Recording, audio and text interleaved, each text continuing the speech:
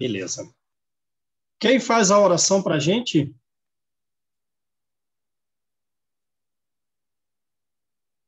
Posso fazer, João? Beleza, Paulo.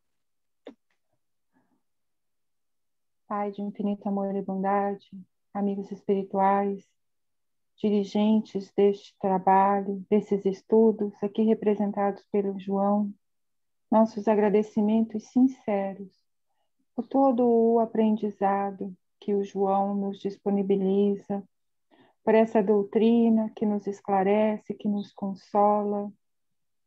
Agradecemos, Senhor, pela oportunidade da vida e por estarmos aqui reunidos mais uma vez. Nos ilumine, nos abençoe, nos guarde, hoje, agora e sempre. Que assim seja. Que assim seja. Bom, vamos lá. Então, nós estamos aí no capítulo 15, né? Anotações oportunas, não é isso? Então, vamos lá. Os problemas do lar de Ildeu. Lembra quais são os problemas do lar de Ildeu, né? Ele é casado, ele, juntamente com a esposa, possuem 3 filhos. O mais velho é um menino de 9 anos, né? E eles têm, o casal, mais ou menos em torno de 35 anos de idade. E o Ildeu, assim como em vida anterior, ele cometeu adultério e deseja nessa vida, e vai acontecer como fez na vida anterior, se separar da esposa. No entanto, ele adora as filhas, que foram mulheres que se vincularam a ele em vida anterior, né? E que renascem agora na condição de filha. E ele também, na vida anterior, ele assassinou o segundo esposo da mulher que ele próprio abandonou. E esse homem assassinado, ele veio agora como seu filho. Então, ele, qual é a condição dele atual? Ele odeia o filho e adora as filhas. Porque na vida anterior ele foi o adversário desse filho, né? Chegando a matá-lo. E das filhas ele se relacionou amorosamente. Por isso ele gosta delas. E ele, então, desejando mantê-las, as filhas, tramou por um longo prazo o assassinato da sua esposa, né? Porém, a equipe espiritual atenta, vigilando dia e noite, conseguiu, digamos assim, impedir o assassinato. Como? Mostrando a uma das filhas, na hora do sono, o pensamento do pai na iminência do assassinato. Então, ela acordou, pai, não mates, gritando assustadoramente, acordou toda a família. E a esposa, como ele estava junto da filha, e era o que ele falava, ele dizia sempre nos atritos que ele chegava bêbado em casa diariamente, ele dizia preferir o suicídio a se manter casado.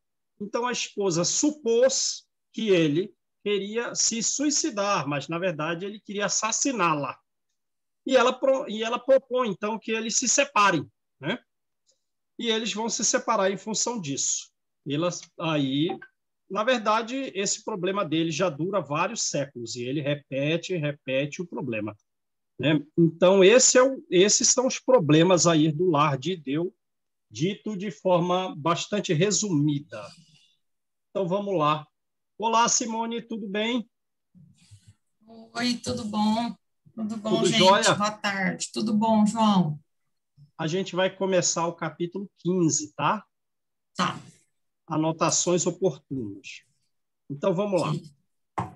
Os problemas do lar de Ildeu ofereciam-nos ensanchas, quer dizer, oportunidades, a preciosos estudos no terreno puro da alma.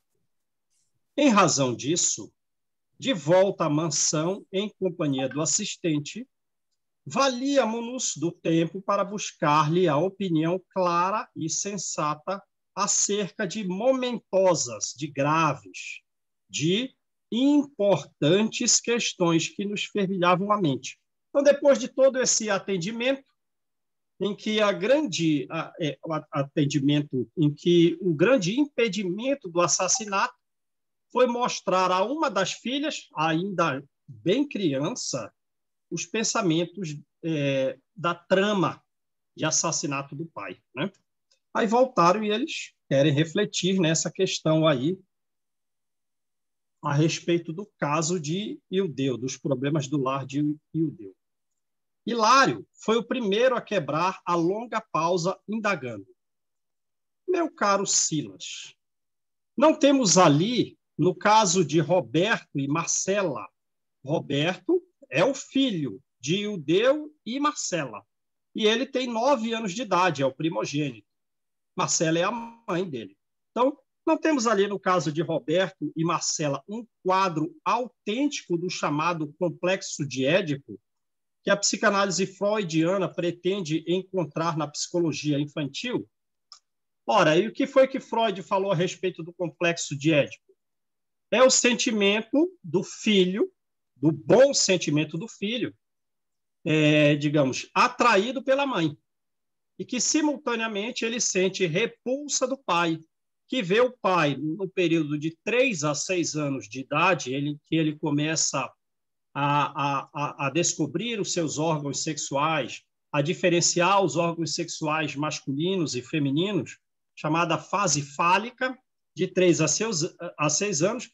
Diz Freud que o menino tem um desejo incestuoso pela mãe. E pelo pai, ele o vê como um rival, como alguém que ele quer distanciamento, né? Ora, aí a gente lembra do capítulo anterior. O Roberto, ele foi o segundo esposo da Marcela, lembra? E foi assassinado na vida anterior pelo atual pai, Ildeu, né?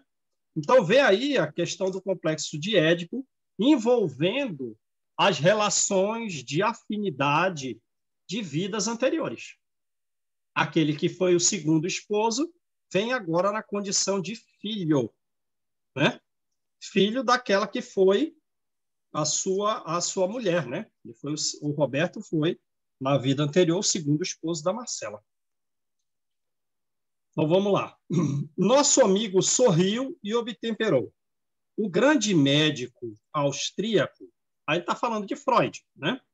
O grande médico austríaco poderia ter atingido, então não atingiu, mas poderia ter atingido respeitáveis culminâncias, né, do espírito, se houvesse descerrado só uma porta aos estudos da lei de reencarnação.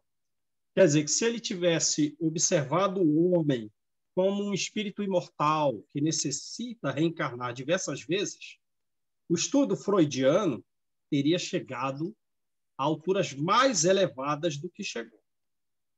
Infelizmente, porém, atento à pragmática científica, né, somente a parte prática da ciência não teve bastante coragem para ultrapassar a observação do campo fisiológico. Ora, né, até hoje existem muitos atritos entre os cientistas, né, nas deduções que um faz em função de outros, desejando toda a gama de cientistas comprovações. Ora, imagina se Freud vai falar naquela época do século XIX, né? Não, o homem é um espírito. O homem, ele reencarna. Não ia ser ouvido. Não iria ser ouvido, né? Então, por isso que Silas coloca aqui que lhe faltou coragem para ultrapassar a observação do campo fisiológico, rigidamente considerado. Imobilizando-se, portanto, se imobilizou, né? Por essa falta de coragem, imobilizou-se. Por isso, nas zonas obscuras da inconsciência. Não foi além. Ficou imobilizado. Falou das zonas obscuras da inconsciência do homem? Falou. Porém, de forma um tanto superficial, de uma forma não tão clara, não sem necessitar de algumas retificações e aprofundamentos. Ele se mobilizou em que o eu, nas zonas obscuras da inconsciência, em que o eu enclausura, em que nós recolhemos as experiências que realizamos, automatizando os nossos próprios impulsos. Então, o que será que fizemos, né, em outras vidas? Ora, vamos ao que nos interessa, do que nos foi equívoco, porque é isso que necessitamos retificar. Porque isso ficou, então, dentro, recolhido em nós, de forma que os impulsos atuais nossos, em função desses equívocos praticados, são automáticos, estão automatizados. Ora, então a gente vê que a nossa necessidade de retificação da alma não é superficial, não. É coisa muito profunda. A gente tem que fazer uma transformação muito profunda, nossa, para, digamos assim, o perispírito está sempre brilhante ou cada vez mais brilhante, sem a possibilidade da gente se contaminar com muita frequência de fluidos escuros, né? Então, vamos lá. Marcela e Roberto não poderiam trair, na condição de mãe e filho, trair o quê? Trair as simpatias carregadas do pretérito ao presente. Quer dizer, a circunstância de mãe e filho é um determinado bloqueio para uma manifestação, digamos, de natureza sexual. Mas eles trazem entre si essa simpatia. Mãe e filho. Não, digamos assim, não desapareceu. Reencarnou, mas a simpatia veio. Antes eles foram um casal. Agora eles são mãe e filho. E é essa simpatia, né, passada do pretérito para o presente que se manifesta, digamos assim, nos bons sentimentos de um pelo outro. Tanto quanto Ildeu, o pai, Sônia e Márcia, né, que também foram amantes, que também se relacionaram na vida anterior, não conseguiram fugir à predileção, ao afeto, à preferência que os ligava desde o passado. O problema é de afinidade em sua estrutura essencial. Então, a afinidade vem junto. Afinidades com dívidas, exigindo resgate, principalmente por parte do Ildeu, né? Porque ele trata o filho, digamos assim, muito mal com frequência diária. Chega bêbado em casa, tem a discussão com a esposa, o filho vem proteger a mãe, se abraça a mãe, e o pai manda ele voltar para a cama, agredindo fisicamente, né? Então, vamos lá. Lembrei-me, então, dos exageros que podemos atribuir à teoria da libido. Então, aí, ó, o Freud, na teoria da libido, ele diz que a criança, nessa fase fálica, de 3 a 6 anos, ele tem um desejo incestuoso pela mãe, se for menino, e pelo pai, se for menina. Então, há um certo exagero na teoria do complexo de Édipo de Freud. Há um certo exagero. Um desejo incestuoso, de fato. Não é. É uma questão de afinidade, é uma questão de simpatia, é uma questão, né, de sentimentos que trazem de vida anterior para a vida atual. Então, vamos lá. Lembrei-me, então, dos exageros que poderíamos atribuir à teoria da libido. A energia pela qual, segundo a escola de Freud, nota de rodapé, Sigmund Freud, 1856-1939, neurologista e psiquiatra austríaco, criador da psicanálise. A energia pela qual, segundo a escola de Freud, o instinto sexual se revela na mente. Então, tem um certo exagero. E teci alguns comentários alusivos ao assunto, detendo-me de maneira especial na amnésia infantil. Aqui o famoso cientista empresta maior importância para explicar as operações do inconsciente. Quer dizer, aí depois, passada a fase fálica, a criança cresceu um pouco mais, está com 6 anos de idade. Ela já tem uma certa amnésia, uma certa falta de lembrança desse período de 3 a 6 anos, e ela percebe que a sua mãe, se for o menino, não pode ser digamos assim, a sua amante, a sua companhia predileta. E o pai, que antes ele via como um rival, com ciúme, ele começa a se espelhar no pai para procurar uma outra pessoa que possa ser a sua companheira, se espelhando nas atitudes e nas palavras do pai. Beleza? Então, vamos lá. Silas Atencioso completou sem hesitar.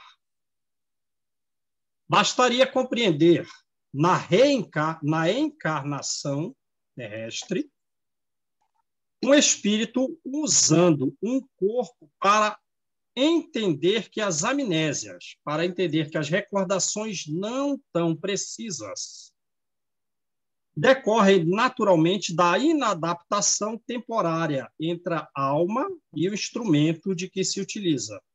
Quando a gente reencarna, a gente não tem, uma lembrança adequada de vidas pregressas. Então, nós não sabemos, nos nossos círculos sociais, o que fomos uns dos outros, e principalmente no círculo familiar. Porém, o que acontece? A gente pode perceber as afinidades ou a falta de afinidades para saber o que houve com um membro ou outro daquela família. E essa falta de uma recordação mais clara, de uma recordação pouco precisa, é em função da reencarnação. Beleza? Então, vamos lá. Na infância, no período infantil, o ego, quer dizer, o ego. Então, estão vendo que esse capítulo ele está um estudo mais profundo, certo? Um estudo realmente mais profundo. Na infância, o ego, quer dizer, a parte da psique nossa que regula as nossas tendências instintivas frente ao contexto social, frente à realidade da vida. A gente não pode sair fazendo tudo, né? Porque senão a gente está quebrando regras sociais e a coisa fica meio feia, né? E quem que diz para nós assim, não faça isso, olha o contexto social, perceba a realidade da vida, as pessoas também têm direito, é o ego, né? Regula as nossas tendências instintivas. Mas na fase da infância, o ego está em processo de materialização, quer dizer, em processo de construção. Mas mesmo assim, vai ele externar reminiscências, lembranças, sentimentos e opiniões, simpatias e desafetos, por meio de manifestações instintivas. Aí vê lá o Roberto, pai dele, mesmo que não o agredisse, mas as agressões do presente, mesmo que ele não o agredisse, ele ia se manifestar com desafeto pelo pai. Na vida anterior, ele foi assassinado pelo pai. Não é? Percebe a coisa? E agora a coisa se agrava no sentimento infantil pelas agressões atuais que sofre. Ora, mas só essa manifestação de simpatia, pela manifestação de desafeto, de forma instintiva,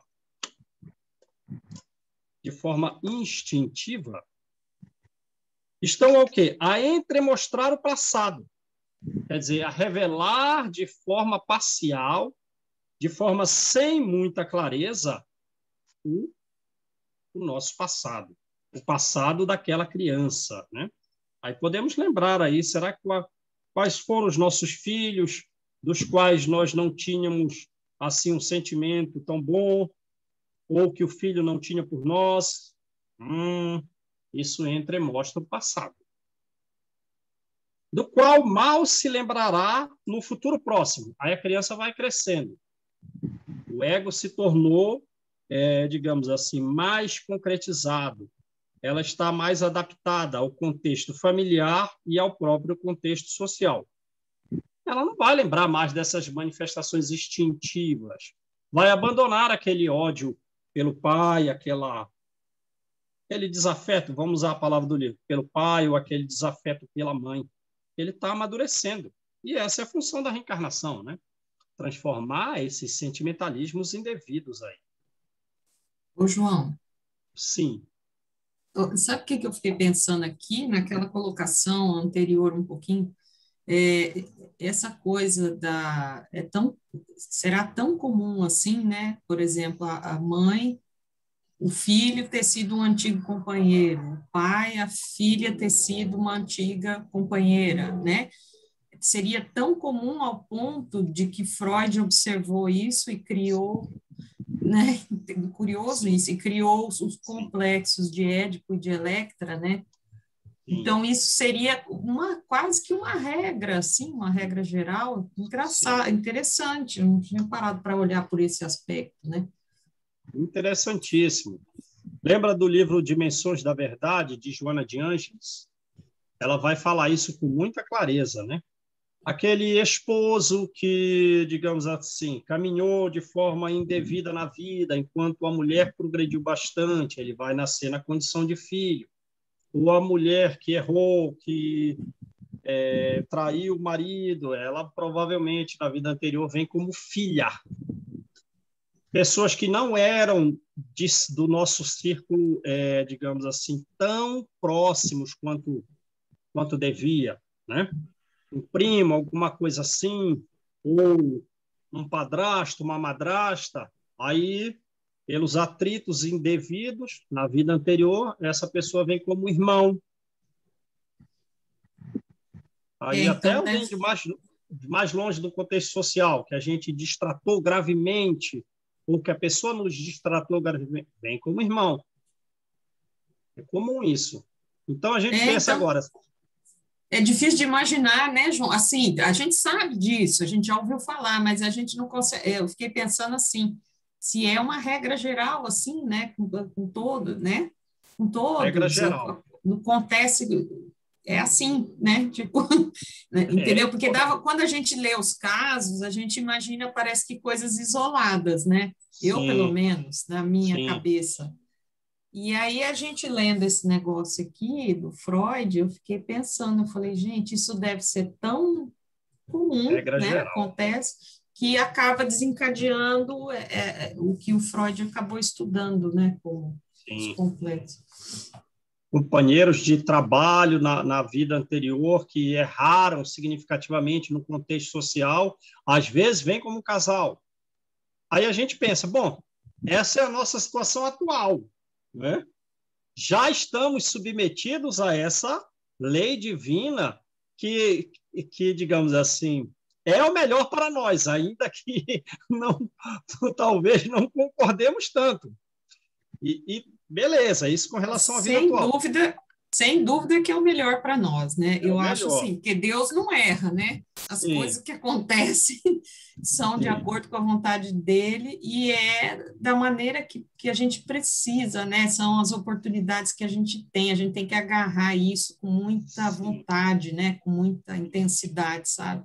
Porque, com certeza, mesmo que você esteja meio desagradado da situação, mas tem que é o melhor. É o melhor, é o melhor. E a gente tem que assumir as responsabilidades e ir em frente. Lembrando que no futuro pode também haver mudanças. Por exemplo, quem foi o meu cônjuge, ou quem é o meu cônjuge nessa vida atual? Será que será o meu cônjuge na vida futura? Pode não ser. Pode não ser. Já pensaram nisso? Lembra daquela parábola dos talentos? Jesus fala mais ou menos isso. A gente pode incluir esse caso, né, das parábolas do talento, porque, digamos assim, você recebeu lá 5 moedas, e aí você trabalhou aqueles talentos, e aí os talentos se multiplicaram, viraram 10 moedas. O outro recebeu 2 talentos.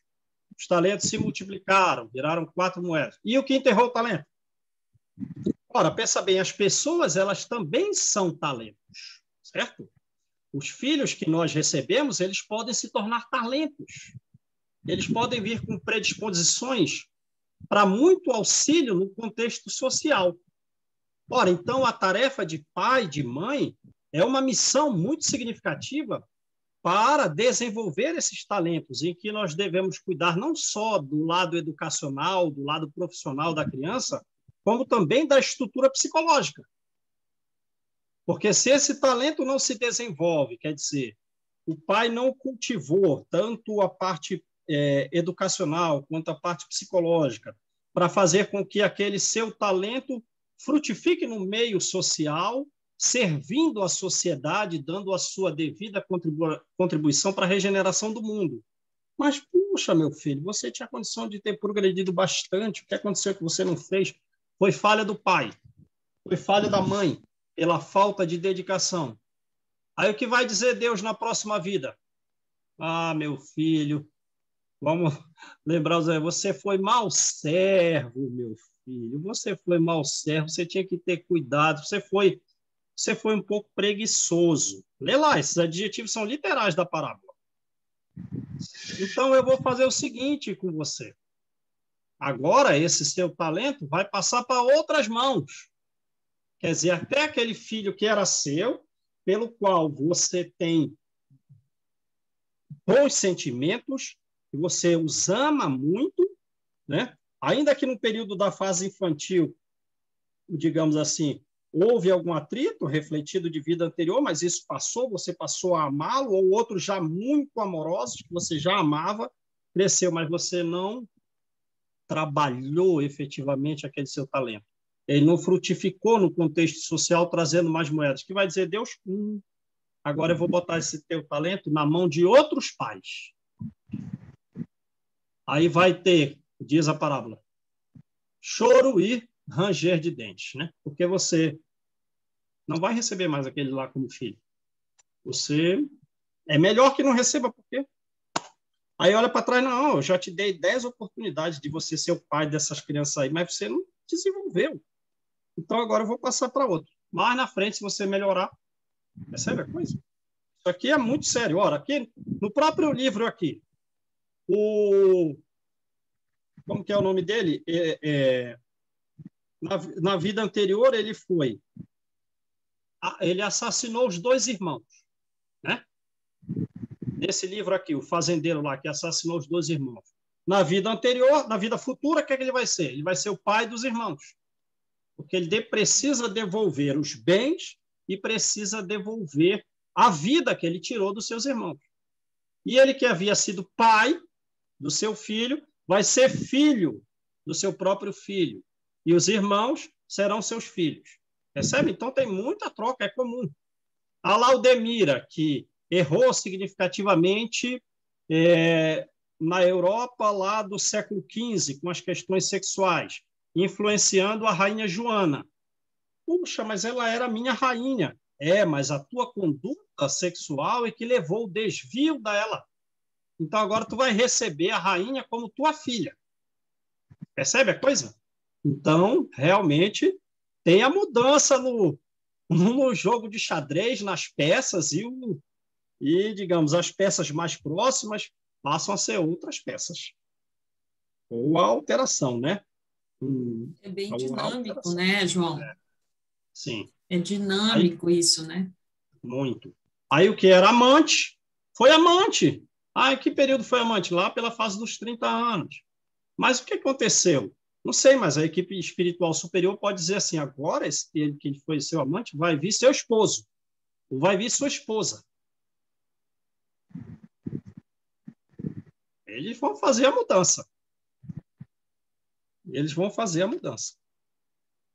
Não, essa pessoa não pode ficar abandonada. Você foi um amante só para ter aquelas relações sexuais e agora você, digamos, deixou aquela pessoa a Deus dará, Não, ela teve uns significativos problemas psicológicos e talvez até fisiológicos em relação a isso. Agora tu vai ter que recuperar essa pessoa aí. Lembra do livro Nos Domínios da Mediunidade? Aquele noivo que abandonou a brasileira porque a família queria voltar para a França. Aí ele deu um espelho para ela, digamos assim, como uma garantia de que ele retornaria, um compromisso de que ele retornaria. E ele não retornou. Na França se relacionou com uma francesa e ficou por lá. A mulher desencarnou, ficou acompanhando o espelho como espírito por 150 anos. Quem vai solucionar o caso daquele espírito? É ele. Ele e a francesa, né? Que naquela vida anterior nem conheceu a brasileira. Olha, mas ele vai ter que voltar aí, e ela também, vão pegá-la como filha, ou ele vai casar com ela. Eles têm esse débito. Viu que coisa? A lei divina, né? Não é brincadeira, não. A lei divina não é brincadeira. Então, vamos lá. Isso aí, então, é regra geral. Então, vamos lá. Então, o passado fica meio escondido, né? Está entremostrado. Mas, no futuro, nem vai lembrar. Está aumentando a idade, nem vai lembrar. Mal se lembrará no futuro próximo. Uma vez que estará movimentando a máquina cerebral em desenvolvimento. O próprio desenvolvimento da máquina, digamos assim, sendo capaz de absorver mais assuntos do cotidiano, vai esquecer o passado. Máquina essa que deverá servi-lo tão só por algum tempo e para determinados fins, né? Para determinados fins do progresso, tem que se ocupar com as coisas do mundo, também levando em conta a vida espiritual e tal, pelo menos era o ideal, até para um bom comportamento no mundo. Mas vai esquecer o passado. É essa a finalidade mesmo. Ocorrendo idêntica situação na idade provecta, na idade avançada, quando as palavras como que se desprendem dos quadros da memória, traduzindo alterações do órgão do pensamento modificado pelo desgaste. Então, quando a gente ficar aí meio velhinho, né? A gente talvez comece a falar algumas palavras sem muita clareza, com desgaste do próprio cérebro, sem recordar determinadas cenas, determinados episódios da vida, ou se é mais grave, um Alzheimer, sem lembrar de pessoas próximas, enfim. E a tese da libido como fome sexual característica em todos os viventes insistir curioso. Ora, então ele está querendo, o André Luiz, insistir nessa questão do exagero de Freud. Não, o menino tem desejo incestuoso pela mãe, né? E a questão sexual é, digamos assim, na visão de Freud, a base para todas as espécies de relacionamento dos seres viventes. Tudo é o sexo. Insistir curioso, quer dizer, a ideia de Freud com relação ao convívio social humano, em que o sexo tem muito peso. É isso mesmo? É assim que a coisa funciona? É conforme ele diz? Freud considerou Silas. Deve ser louvado pelo desassombro, com que empreendeu a viagem aos mais recônditos labirintos da alma humana. Então, foi uma posição desassombrada? Foi. Se tivesse visto o homem como um espírito que necessita reencarnar, mais desassombrado ainda seria, né? Mas ele foi desassombrado. Para descobrir as chagas do sentimento e diagnosticá-las com o discernimento possível, né? E fazer o diagnóstico, determinar a origem dos nossos problemas sentimentais. Entretanto, não pode ser rigorosamente aprovado, quando pretendeu, de certo modo, explicar o campo emotivo das criaturas pela medida absoluta das sensações eróticas. Né? Então, o que está dizendo Silas? Tem um certo exagero. Não é toda a emoção dos seres humanos, todas elas, medidas simplesmente pela questão sexual. Há um exagero em Freud. Beleza? Não é assim, todos os nossos sentimentos, todas as nossas emotividades têm um fundo sexual. Não, está exagerado, está exagerado. Confiou-se o assistente a ligeira pausa e prosseguiu. Criação, vida e sexo são temas que se identificam essencialmente entre si.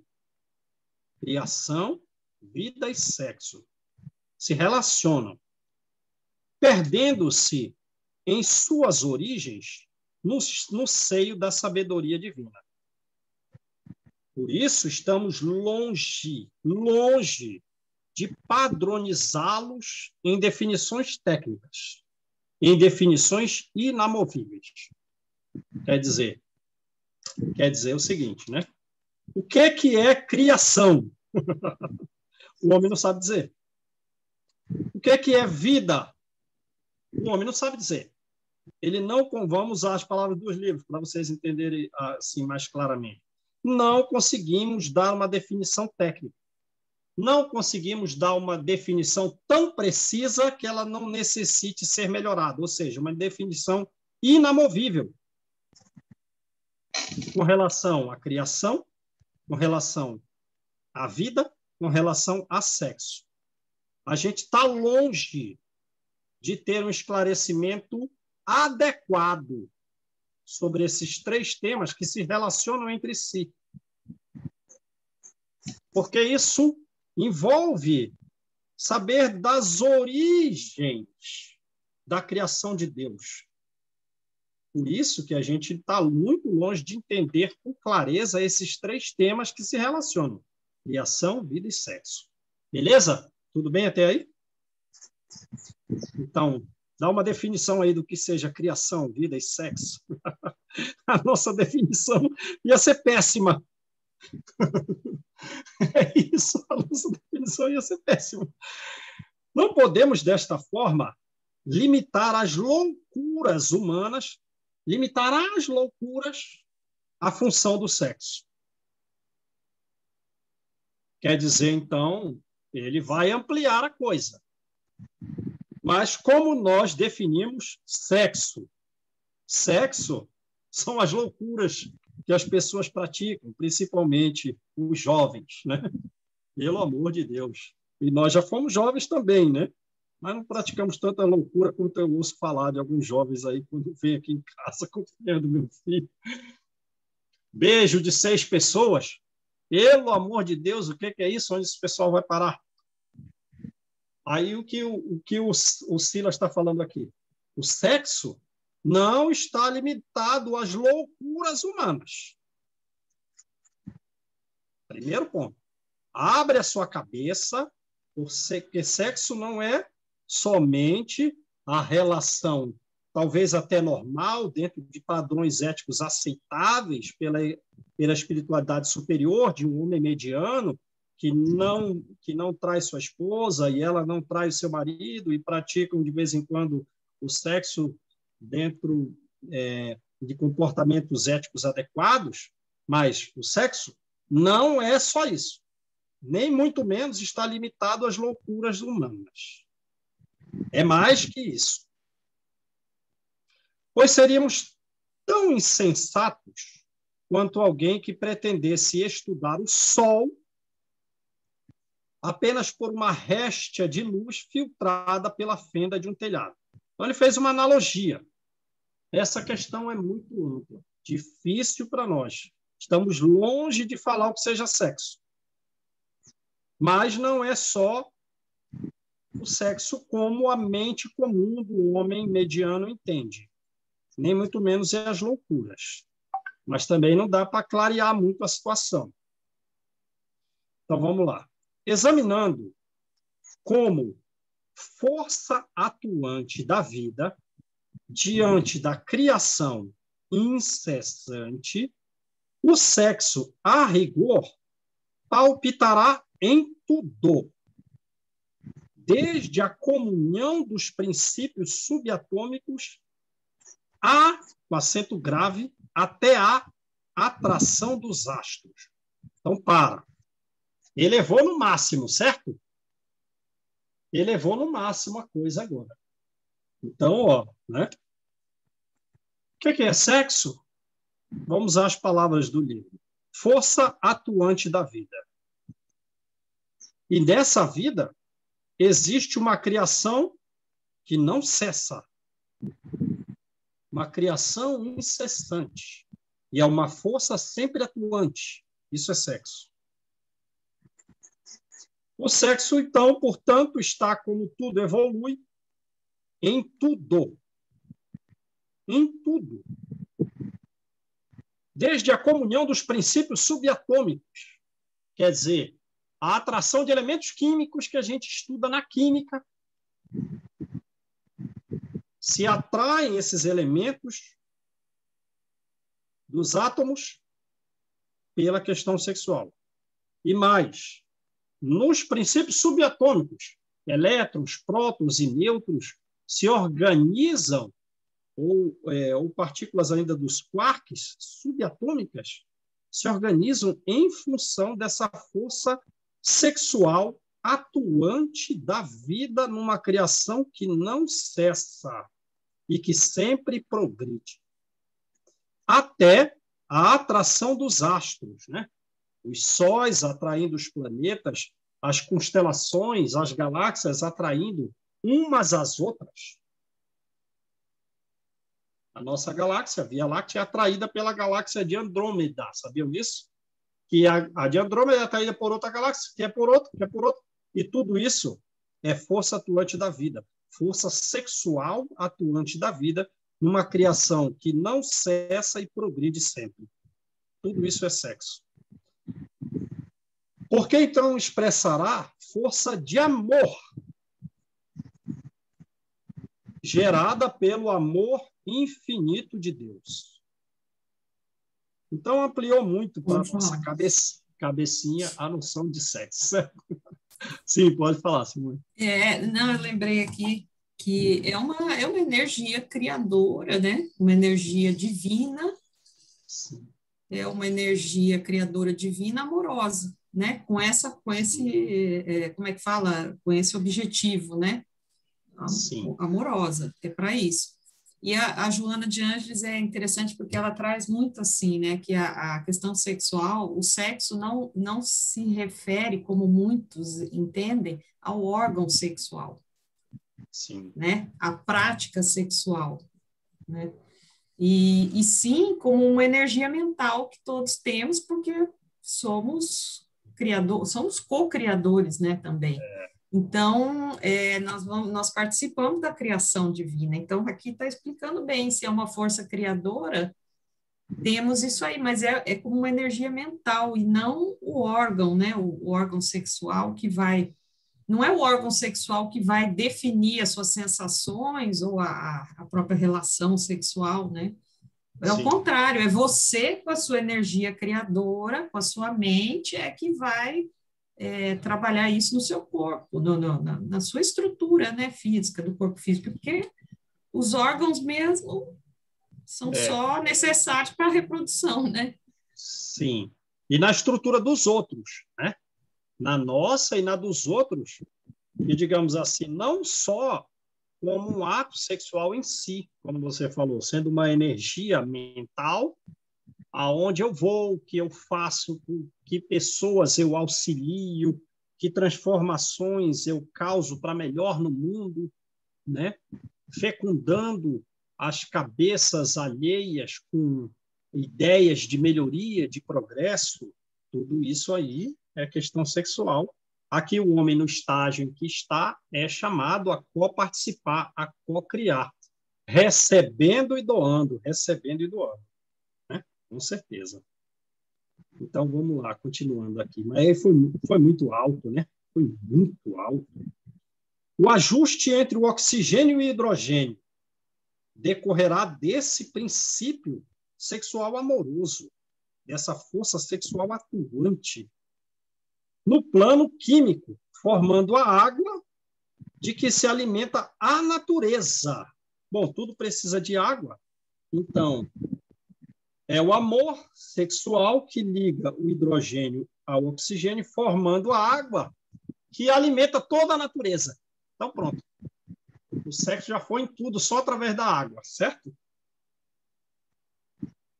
O movimento harmonioso do Sol, equilibrando as famílias dos mundos na imensidade sideral, além de nutrir-lhes esses mundos, a existência resultará dessa mesma energia sexual atuante no plano cósmico.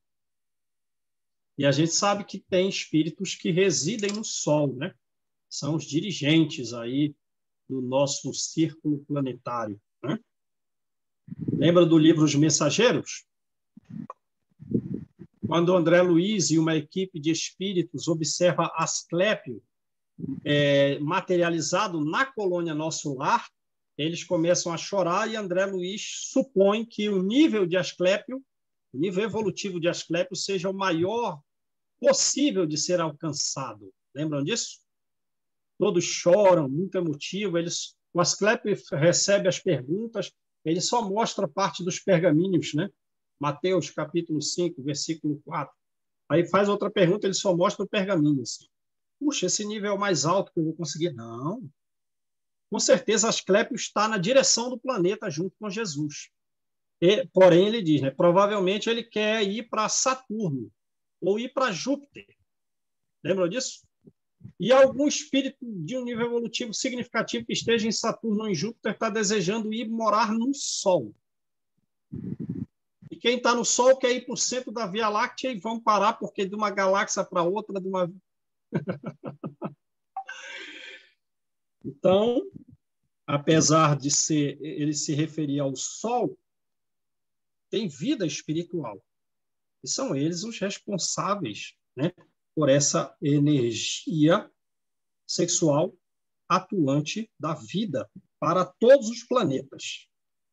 Ora, isso faz bem a todos os insetos da Terra, por exemplo. Sim ou não? Absorvem essa energia sexual solar todos os seres vivos do planeta. Ah, beleza? Sim, né? A nossa vida, né, João? A nossa vida, das plantas, tudo como funciona aqui na Terra, depende dessa energia solar aí, né? Então, tudo é energia, né? Tudo está vibrando, tudo é dinâmico, não para, né? A criação também não para. Então, a gente tem que imaginar essa fonte, né? Essa força criadora mesmo, né? E pelo que você está falando, do jeito que ele coloca aqui, dá essa sensação que expande para tudo mesmo, né? O sexo, imaginando tudo aí num contexto universal, sei lá como a gente poderia falar, né? Sim. Então, vamos botar assim em termos mais sexuais mesmo. Espíritos solares fecundando a vida, como você colocou, no reino vegetal da Terra, no reino animal da Terra. Vejam aí, né? Isso tudo é sexo. Um conceito muito mais amplo do que aquele que a gente guardou conosco, né? Como quem diz assim, ouviu a palavra sexo, qual a ideia que surge na cabeça?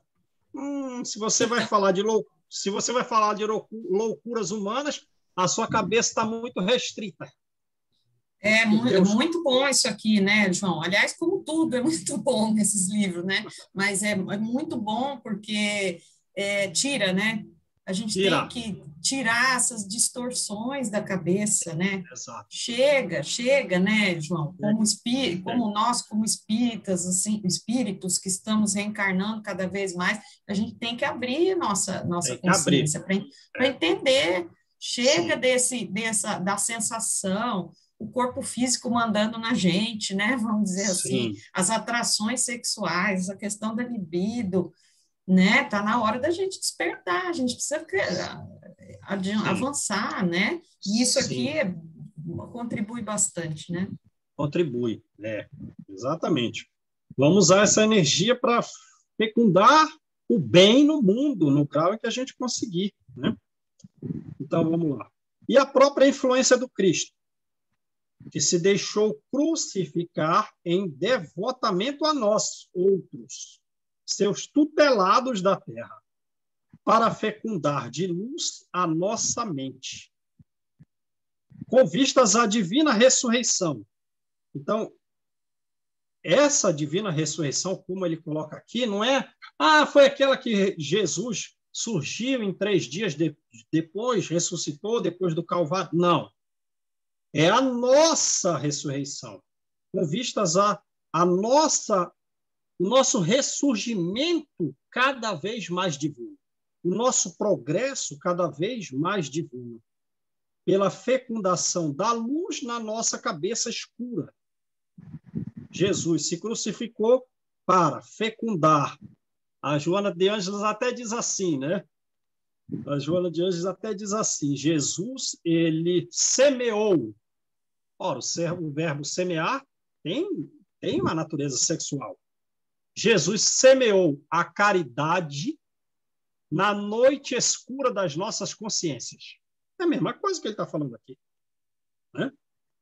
É a mesma coisa que ele está falando. Fecundou de luz a nossa mente, que não tinha luz, para que nós ressurgíssemos ao longo dos séculos cada vez mais divinos, cada vez melhores. E é uma pergunta, porque agora ele usa o verbo no futuro do presente. Não será, na essência, esse mesmo princípio sexual estampado no mais alto teor de sublimação? Sem dúvida. Sem dúvida. Então, digamos, Jesus, com a sua grandiosa energia sexual, ele fecundou o mundo inteiro. A regeneração nossa, saindo do mundo primitivo para o mundo de provas e expiações, se deu pela reencarnação, se deu pela encarnação de Jesus e continua, porque o Espiritismo é a doutrina de Jesus ampliada por ele mesmo. Então, ele continua fecundando a nós para que nós melhoremos cada vez mais, né? E cheguemos à tão sonhada regeneração, e não vai terminar, até que estejamos ao lado dele, sendo a Terra um mundo celeste. O sexo, pois, não poderia ausentar-se do reino espiritual, que nos é conhecido. Então, a gente desencarna, vai para o reino espiritual, vai para o mundo espiritual. Temos todos os nossos perispíritos. Continua o sexo? Continua. Continua. Mas não mais como uma relação de casal, a não ser em regiões inferiores. Mas nas regiões superiores, né? Nas regiões superiores, continua uma energia sexual, né? No reino espiritual, mas sendo uma substância mental, determinando mentalmente as formas em que se expressa.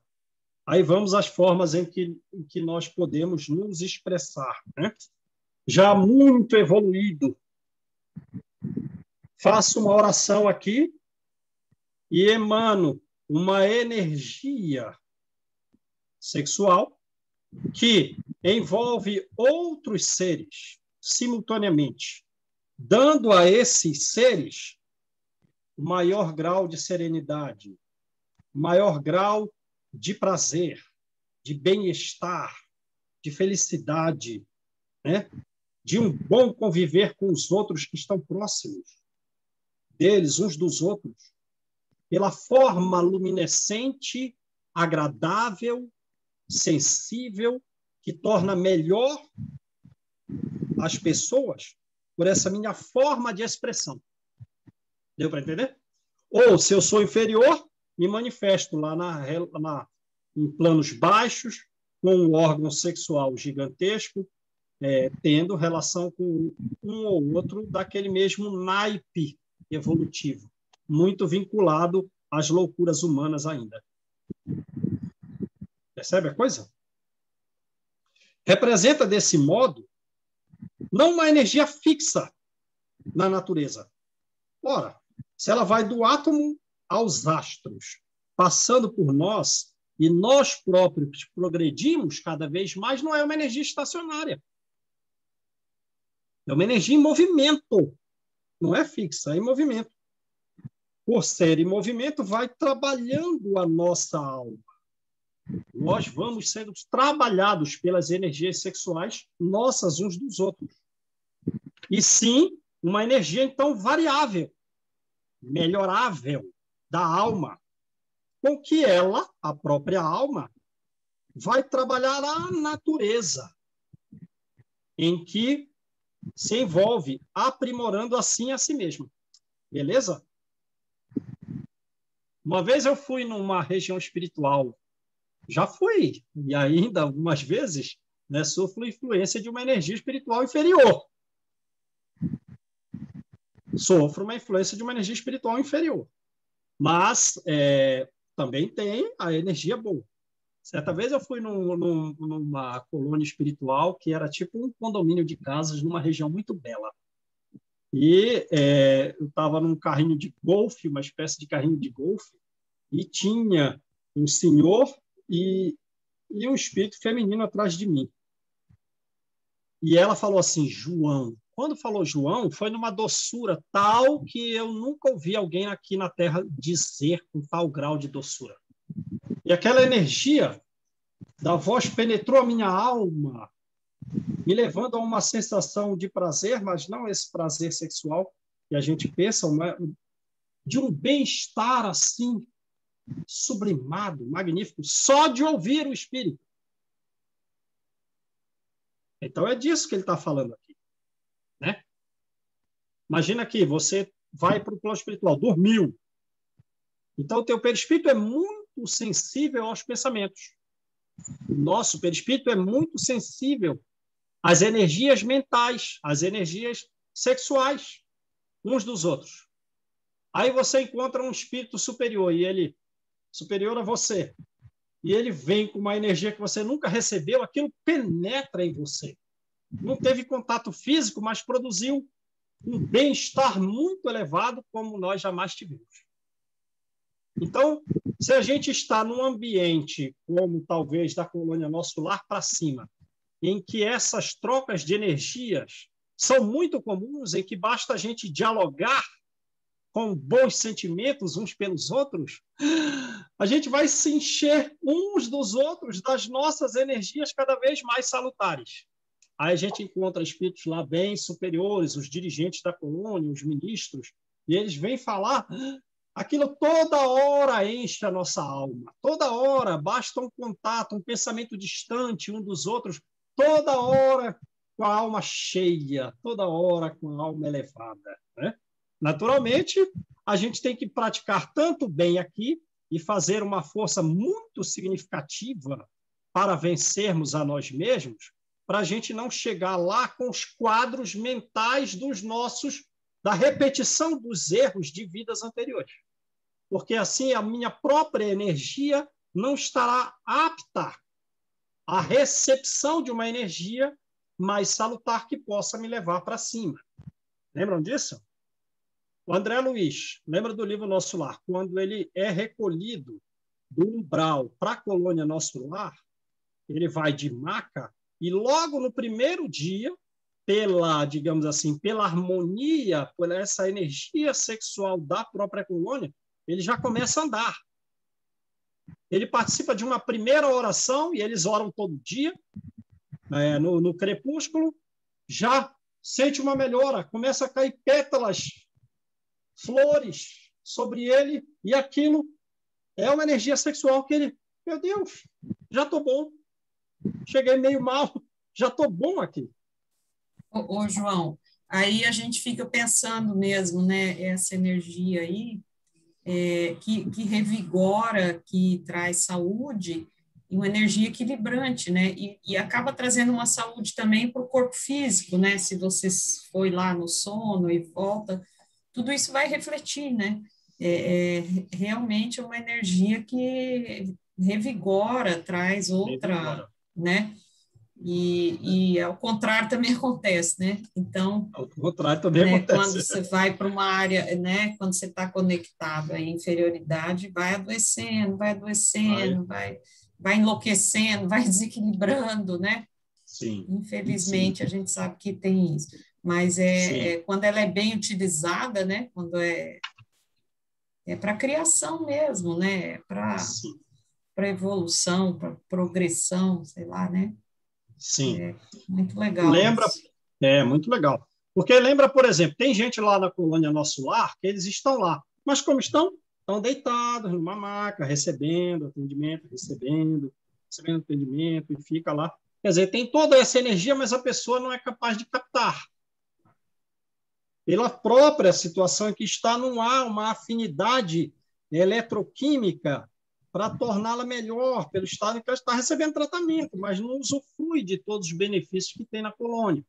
E outro ponto que você lembrou aí é o caso em que a medicina, como tem no capítulo 13 aí atrás, que fala da Sabina, ela está na iminência de ter um infarto do miocárdio e, além de uma debilidade bem significativa em todo o sistema circulatório, e aí a equipe espiritual, ela mora num local muito isolado, a equipe espiritual vai lá e bota ela para dormir e faz o perispírito dela receber energias muito superiores. Então, e aí já faz ela voltar para o corpo de imediato. E o corpo absorve aquela energia superior e ela que estava na iminência da morte, digamos assim, fica boa. Aí a medicina diz, meu Deus, o sono tem uma atividade reparadora. É uma atividade reparadora, mas não é milagrosa. Foi o perispírito que recebeu aquelas energias superiores trazidas, energias sexuais trazidas por espíritos muito superiores e que passaram para o corpo físico durante o sono, né? Que foi o que você falou aí. Isso é Então, fato vamos... mesmo. Ô, Fato. João, é só uma coisinha também que eu lembrei, as Sim. curas de Jesus, né, dá para entender isso também, né, aquelas curas do leproso que fica limpo no mesmo momento, né, que Sim. cura todas as feridas, Sim. tudo aquilo ali dá para a gente entender aí, dessa linha, né, de pensamento. Com certeza. Agora, lembra também que teve alguns que disseram, não vai ser curado não, filho. Você não está, quer dizer, você não está em condição de captar a energia. Ou cura o corpo e depois não mantém, assim, momentaneamente tem aquela cura e depois Sim. não mantém e acaba adoecendo de novo, né? Sim, exato. Ou teve a cura e não melhorou moralmente para sustentar a energia superior, volta a doença. Uma vez eu fui no centro espírita porque eu estava com raiva de uma pessoa, né? Então era uma reunião mediúnica para tratamento dos próprios trabalhadores da casa. O espírito chegou de cara assim, já falou assim como quem estava falando comigo. Tinha várias pessoas na reunião, mas disse assim: olha, eu vim trazer aqui uma energia azulada, de frequência alta, quintessenciada, luminosa, sublime. Tu tá vermelho, frequência baixa, digamos, energia condensada. O que eu tenho para ofertar, tu não vai captar. Não vai ter ligação eletroquímica, magnética, entre o estado em que você está e o que eu tenho para ofertar. Tua vinda aqui foi à toa. Tu deveria estar um pouquinho melhor para tu conseguir captar o que eu trouxe. Ah, tá bom. O tempo vai me fazer melhorar. Então, vamos lá. Vamos só acabar esse parágrafo para a gente começar o livro Céu e Inferno, né? Então, no mundo espiritual, a gente vai trocar energia constantemente nos mantendo superiores, animados, cheios de vida. Imagina Jesus, eu sou a vida, eu te dou ânimo, eu te dou ânimo. Eu sustento até o ânimo dos animais. Apreciamos-la assim como uma força do Criador na criatura, destinada a expandir-se em obras de amor e de luz, que enriqueçam a vida, igualmente condicionada à lei de responsabilidade que nos rege os destinos, né? Então, a gente está lendo, por exemplo, uma obra fecundada no mundo por André Luiz e Chico Xavier. O quanto não é enriquecedora da vida, pelo menos, posso falar de mim, que se não são essas obras, eu estaria muitíssimo mais desequilibrado na vida atual. Ai, todos nós, né, João? O que ajuda a gente, essa a Joana de Ângeles, nossa, que a gente vai abrindo, assim, tomando consciência, né? Pelo Fora que amor a de Deus. espiritualidade dentro das nossas casas, né, nesses estudos aqui, o que a gente recebe é algo assim, Sim. faz toda a diferença e, sabe, como você falou, como que seria se não tivesse, né? Então, Pelo amor. Então, vamos parar aí, né? Vamos parar aí, a gente vai começar nesse hilário, né? Agora também, por exemplo, né? Já teve vezes que os espíritos superiores disseram assim para mim, olha, não segue esse caminho aí, porque senão a tua mediunidade vai ser cortada. Quer dizer, você próprio vai se colocar numa situação energética que será incapaz de ter uma associação conosco. E tu pode acabar perdendo essas oportunidades todas de trabalho que você desenvolve aí. Cuidado. E outra coisa, João, o nosso grupo, por que a gente se unificou nesses grupos, né, grupos homogêneos, e a gente está nessa caminhada? Tudo é uma energia que é necessária para suprir cada um que necessita, né? É nosso bálsamo, tudo que a gente precisa, é nosso lenitivo, é o estudo, é a energia que cada um passa através da mente, a mente positiva, pelos graus de estudo de cada um. Então, isso aí é uma coisa tão, que eu vou dizer, tão importante, que é fundamental nos nossos dias como espírita mesmo, e como ser humano. O que seria de nós sem o estudo? Sim. Sim, com certeza. Verdade. A gente recebe uns dos outros e temos que ter responsabilidade conosco mesmo para doarmos bem e captarmos o bem, porque também a gente, a depender do nosso comportamento, corre o risco de participar de níveis energéticos mais baixos, né? Sendo incapaz de receber uma energia superior e também de servir de instrumento para a doação de uma energia elevada. Então, a gente tem que tomar muito cuidado. Né? Tomar muito cuidado. Então, vamos lá. Agora, vou parar aqui essa aula.